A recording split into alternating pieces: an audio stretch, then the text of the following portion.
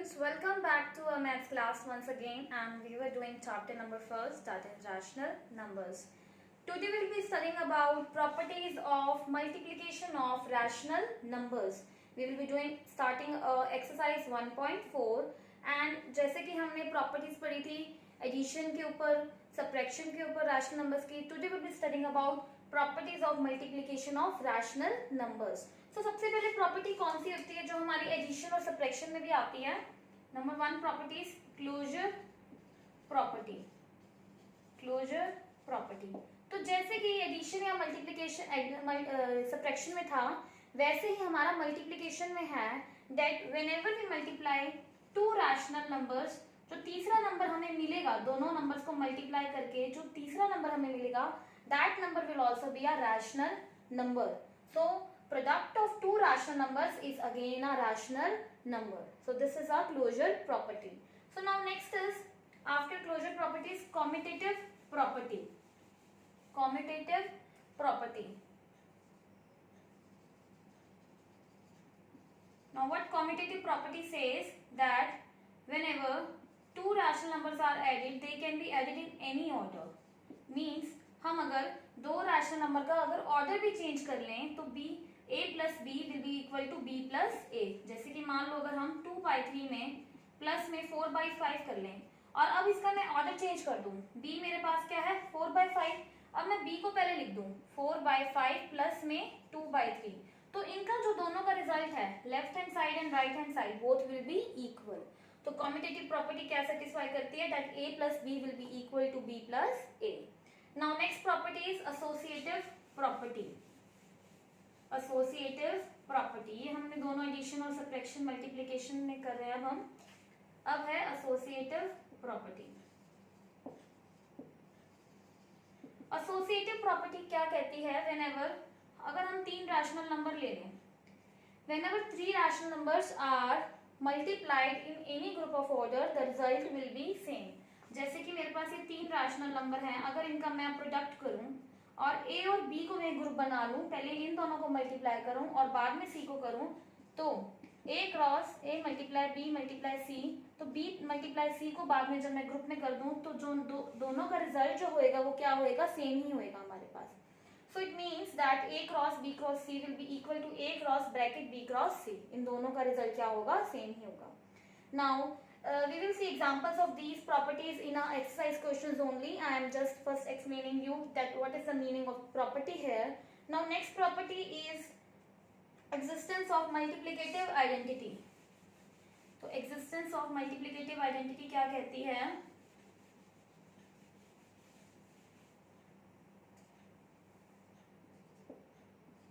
Existence of multiplicative identity.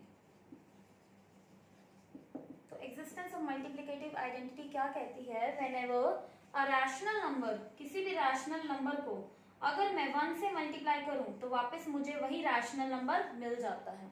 और मैं इसको और कैसे लिख सकती हूँ, 1 को भी मल्टीप्लाई कर सकती हूँ रैशनल नंबर के साथ, तो ये जो रिजल्ट है ये हमारा सेम ही रहेगा. सपोज 2/3 मेरे पास एक रैशनल नंबर है, अगर मैं उसको 1 के साथ मल्टीप्लाई करूंगी तो मेरे पास वापस क्या आएगा, 2/3 को 1 से मल्टीप्लाई करूंगी तो 2/3 ही आएगा.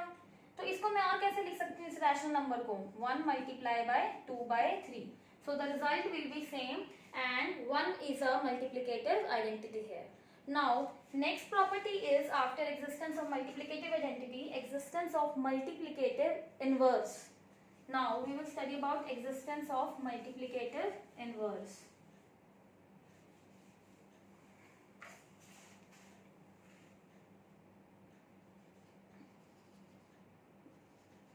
Now existence of multiplicative inverse. Before that we have studied about existence of multiplicative identity. Now we will study about existence of multiplicative inverse. तो सबसे पहले multiplicative inverse होता क्या है? अगर कोई भी रैशनल नंबर हो, सपोज मेरे पास कोई भी रैशनल नंबर है 4/5 और मुझे कहीं इसका मल्टीप्लिकेटिव इनवर्स बताओ. सो मल्टीप्लिकेटिव इनवर्स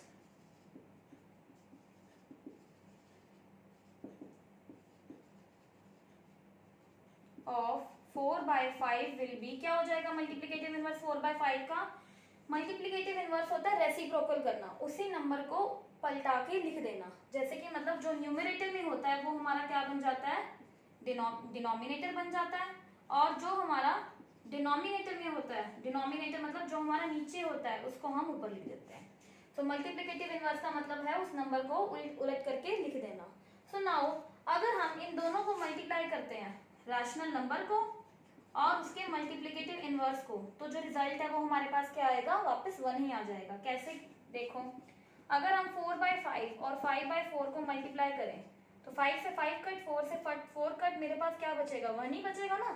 तो मुझे यहाँ से क्या पता चलता है, whenever a rational number is multiplied by its multiplicative inverse the result will be equal to 1। तो यहाँ तक आपके ये प्रॉपर्टीज क्लियर होंगी। इसके बाद आपकी प्रॉपर्टी है प्रॉपर्टी ऑफ जीरो, कि मल्टीप्लिकेशन में प्रॉपर्टी ऑफ जीरो कैसे होती है। Let's see now property of zero.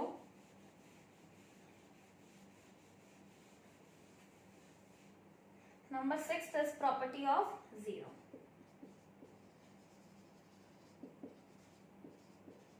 Property of zero क्या कहती है, अगर हम किसी भी रैशनल नंबर को मल्टीप्लाई कर दें जीरो से तो रिजल्ट क्या आएगा, जीरो ही आएगा। अगर किसी भी नंबर को जीरो से मल्टीप्लाई करें तो रिजल्ट क्या आता है, जीरो ही आता है। और किसी भी नंबर को अगर 1 से मल्टीप्लाई करें तो रिजल्ट क्या आता है, वापस वही नंबर आ जाता है। So suppose -5/7 is a rational number, और अगर हम इसको जीरो से मल्टीप्लाई करेंगे तो क्या आएगा, मेरे पास वापस जीरो ही आ जाएगा ना। So this is property of zero. Whenever a rational number is multiplied by 0, the result is equal to 0 itself. So now last property of this is number 7, that is distributive property of multiplication over addition. Distributive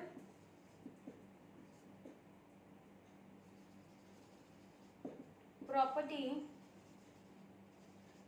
of multiplication over addition. इसका meaning क्या है बेटा, ध्यान से समझो सब लोग। That अगर डिस्ट्रीब्यूटिव का प्रॉपर्टी का मतलब ही क्या होता है, डिस्ट्रीब्यूटिव का मतलब उसको डिस्ट्रीब्यूट करना। तो अगर जैसे कि मेरे पास हो a मल्टीप्लाई में b प्लस c, जैसे कि a भी मेरे पास रैशनल नंबर है, b भी मेरे पास रैशनल नंबर है और c भी मेरे पास रैशनल नंबर है। एग्जाम्पल के तौर पे जैसे मेरे पास हो अगर -3/5 मल्टीप्लाई में 4/9 प्लस में 7/9, तो इस पे मुझे मल्टीप्लिकेटिव डिस्ट्रीब्यूटिव प्रॉपर्टी इस पे लगानी हो तो कैसे लगाएंगे। पहले ये जो -3/5 है ये किससे मल्टीप्लाई होएगा, ब्रैकेट में है दोनों नंबर और -3/5 इनसे मल्टीप्लाई हो रहा है, तो क्या कहने का मतलब है, -3/5 पहले 4/9 से मल्टीप्लाई भी होगा, फिर बीच में इन दोनों के साइन कौन सा है, प्लस का, फिर -3/5 7/9 से भी मल्टीप्लाई होगा। तो डिस्ट्रीब्यूटिव प्रॉपर्टी यही कहती है, एक नंबर को जो ब्रैकेट में जितने भी नंबर हैं उन सब से मल्टीप्लाई होता है।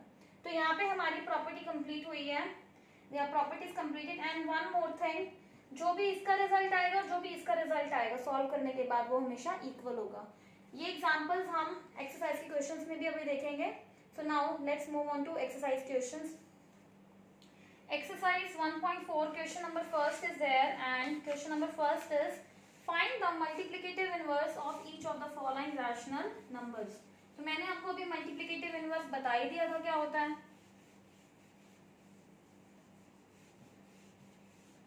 multiplicative inverse क्या होता है, रेसिप्रोकल करना किसी भी नंबर को।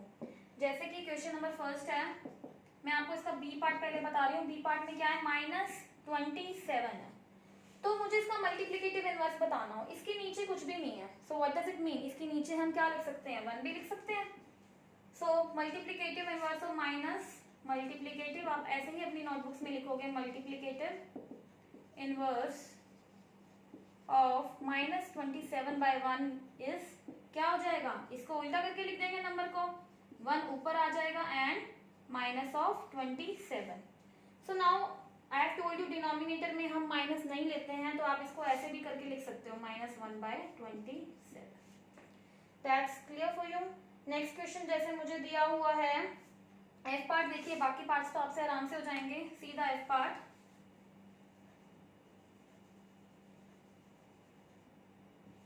एफ पार्ट मुझे दिया हुआ है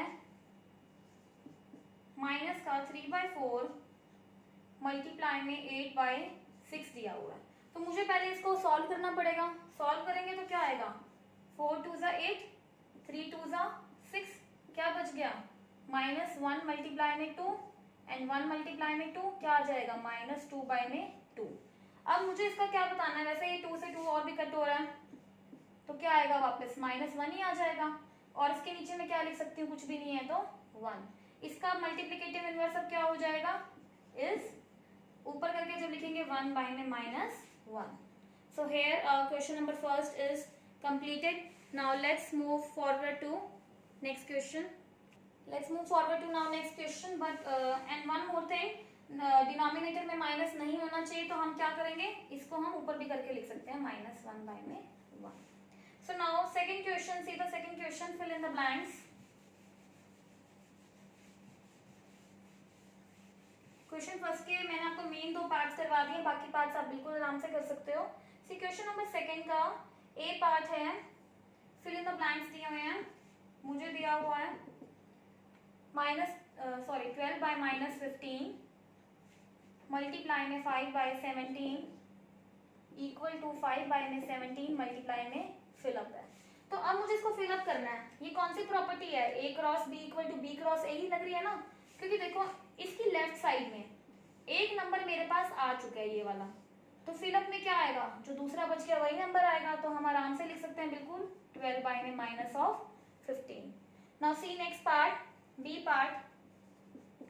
0 मल्टीप्लाई में है -5/7 इक्वल टू डैश मल्टीप्लाई में 0 को मैं इस नंबर से मल्टीप्लाई करूंगी तो यहाँ पे अब 0 तो आ गया, मेरे पास कौन सा नंबर नहीं है, ये वाला नंबर नहीं है ना यहाँ पे, तो फिलअप में आप बिल्कुल आराम से लिख सकते हो -5/7। See now next part. It's given -15/17 multiply में डैश इक्वल टू 0। मेरे पास रिजल्ट में 0 आया है, तो मैं इस नंबर को किससे मल्टीप्लाई करूं कि मेरे पास रिजल्ट में 0 आ जाए। ऑब्वियसली अगर मैं इस रैशनल नंबर को 0 से मल्टीप्लाई करूंगी तो मेरे पास 0 ही आ जाएगा। सो यहाँ पे बिल्कुल आराम से फिलअप्स में क्या लिख सकते हो, 0। सी नाउ नेक्स्ट डी पार्ट। मुझे दिया हुआ है जैसे कि 4/7 मल्टीप्लाई में 1/2 प्लस में 1/5 इक्वल टू डैश मल्टीप्लाई में 1/2 प्लस में डैश मल्टीप्लाई में 1/5। अभी कौन सी प्रॉपर्टी नजर आ रही है, डिस्ट्रीब्यूटिव प्रॉपर्टी नजर आ रही है। तो डिस्ट्रीब्यूटिव प्रॉपर्टी में क्या होता है, 4/7 मल्टीप्लाई किससे होएगा, 1/2 से भी होएगा और 1/5 से भी होएगा। तो यहाँ पे फिलअप में क्या आ जाएगा, 4/7 मल्टीप्लाई में 1/2 एंड 4/7 मल्टीप्लाई में 1/5। सो now let's do next. Now see E part of the same question that it is given 32 divide में -34 मल्टीप्लाई में फिलअप है इक्वल टू 32 डिवाइड में -34। तो मैं इस रैशनल नंबर को किससे मल्टीप्लाई करूं कि वापस में मेरे पास रिजल्ट सेम ही आ जाए। तो मैंने आपको बताया 1 इज द मल्टीप्लिकेटिव आइडेंटिटी, कि जब मैं किसी भी रैशनल नंबर को अगर 1 से मल्टीप्लाई करती हूँ तो मेरे पास क्या आ जाता है, वही रैशनल नंबर वापस आ जाता है। So we will multiply it by 1। Next question is -97/99 multiply में किससे करें कि इक्वल टू 1 आ जाए। अब मुझे कोई ऐसा रैशनल नंबर लिखना है जिससे कि मैं इसको मल्टीप्लाई करूं तो मेरे पास रिजल्ट क्या आ जाए, 1 हो जाए, मतलब कि ये कैसे ना कैसे कैंसिल हो जाए। तो जब मैंने प्रॉपर्टी में बताया था whenever a rational number is multiplied by its multiplicative inverse the result is equal to 1। क्यों, क्योंकि देखो जैसे मेरे पास ये नंबर है, इसका मल्टीप्लिकेटिव इनवर्स क्या होएगा, इसको हम उल्टा करके लिख देंगे, रेसिप्रोकल कर देंगे, 99 जो है वो ऊपर आ जाएगा और जो -97 है वो नीचे आ जाएगा। अभी कट हो रहा है पूरा, कट होने के बाद वापस क्या आ रहा है, 1 ही आ रहा है। सो किससे मल्टीप्लाई होएगा ये, यहाँ पे फिलअप में क्या आ जाएगा, 99/90 -97, ये आपका आंसर आ जाएगा इस फिलअप का। So now let's move forward to question number third. Question number third है multiply and express the result in the lowest form. Multiply करो इन नंबर्स को और इसको एक्सप्रेस करो लोएस्ट फॉर्म में। लोएस्ट फॉर्म या स्टैंडर्ड फॉर्म क्या होती है किसी भी रैशनल नंबर की, कि हम उन नंबर को तब तक कैंसिल करें, तब तक कट करें जब तक कि उनके बीच का कॉमन फैक्टर 1 ना आ जाए हमारे पास। जैसे कि मेरे पास अब दिया हुआ है 5/9 मल्टीप्लाई में -7/15 दिया हुआ है फर्स्ट पार्ट में। सो देखो अभी कोई कटिंग हो सकती है, कोई कॉमन टेबल पे जा रहा है, ये 5 3 15 जा रहा है, आराम से जा रहा है बिल्कुल, और कोई कटिंग नहीं हो रही। 5 1 5 एंड 5 3 15। तो मेरे पास क्या बचेगा, 1 मल्टीप्लाई में -7 बाय में 9 मल्टीप्लाई में 3 क्या आ जाएगा, 1 मल्टीप्लाई में -7 एंड 9 3 27। मेरे पास ये आंसर आ जाएगा। सो इसी का एक और पार्ट देखिए, C part, B and D part you have to try yourself. C part में क्या कह रहा है, 5 1/7 मल्टीप्लाई में है 3/9।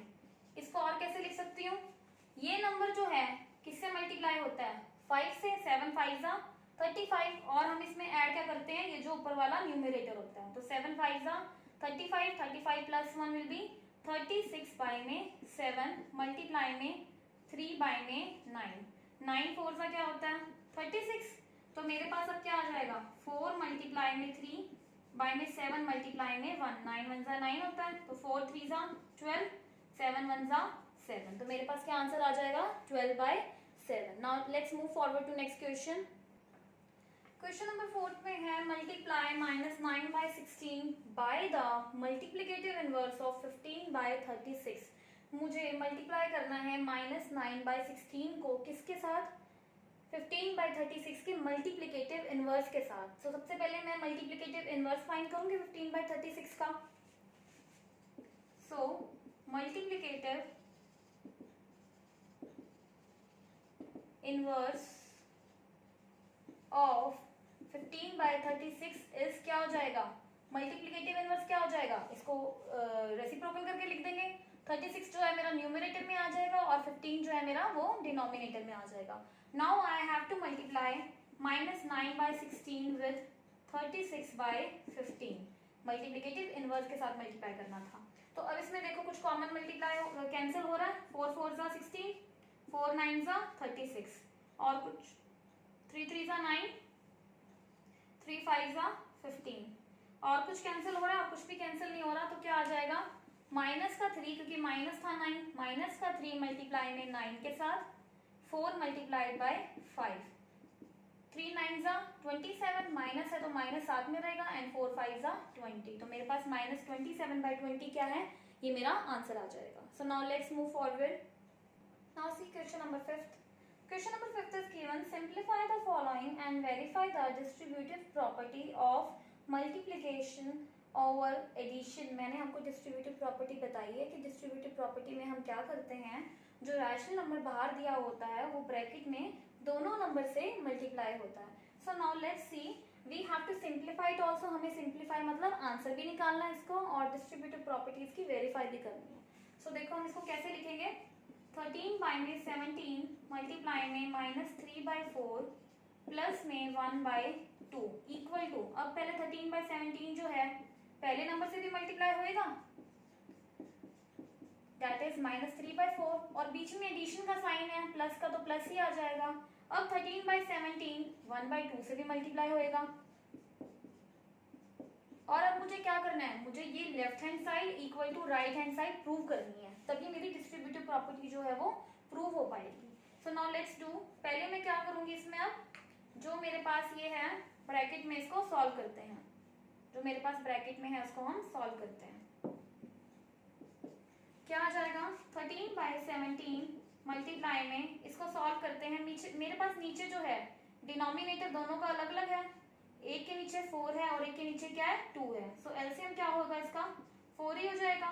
4 को जब मैं 4 से डिवाइड करूंगी तो क्या आएगा, 1 ही आएगा। सो -3 प्लस में 4 को जब मैं 2 से डिवाइड करूंगी तो क्या आएगा, 2, 2 2 4 होता है, तो यहाँ पे 2 आ जाएगा। Now solve it. यहाँ पे क्या आ जाएगा, माइनस प्लस माइनस, तो 3 में से 2 गए कितने आ जाएंगे 1, but sign of larger number, और लार्जर यहाँ पे क्या है मेरे पास 3 है, सो -1/4। क्या आंसर आ जाएगा इसका, 13 1 -13, 17 4 68। तो मेरे पास लेफ्ट हैंड साइड में -13/68 वैल्यू आ चुकी है। नाउ लेट्स सी कि राइट हैंड साइड में क्या वैल्यू आती है मेरे पास। अब पहले मैं इसको सॉल्व करूंगी, 13/17 इसके साथ मल्टीप्लाई होएगा, क्या आएगा 13 3 39 माइनस का, और 17 4 68 प्लस में 13 1 13, 17 2 34। अब इसके नीचे भी डिनोमिनेटर दोनों के नीचे अलग अलग है, तो मैं क्या करूंगी, एलसीएम लूंगी और सेम करूंगी। इन दोनों का एलसीएम क्या आएगा, 68। 68 को 68 से जब डिवाइड करूंगी तो क्या आ जाएगा, 1 ही। सो -39 प्लस में आ जाएगा 68 को जब मैं 34 से डिवाइड करूंगी तो क्या आएगा, 34 2 ज़ा 68। सो 2 will be multiplied by 13 and 13 2 ज़ा 26। अब मैं प्लस माइनस प्लस क्या होता है मेरे पास, माइनस ही, but sign of larger number. तो 39 में से जब मैं 26 माइनस करूंगी तो क्या आ जाएगा, 13 and sign of larger number, so minus sign will be there, by में 68। सो -13 बाय में 68 मेरे पास आ गया। So left hand side is equal to right hand side. So here our question number 1 to 5 have been completed, and B part you have to do yourself. Do it in your fair notebook. That's all for today. Thank you.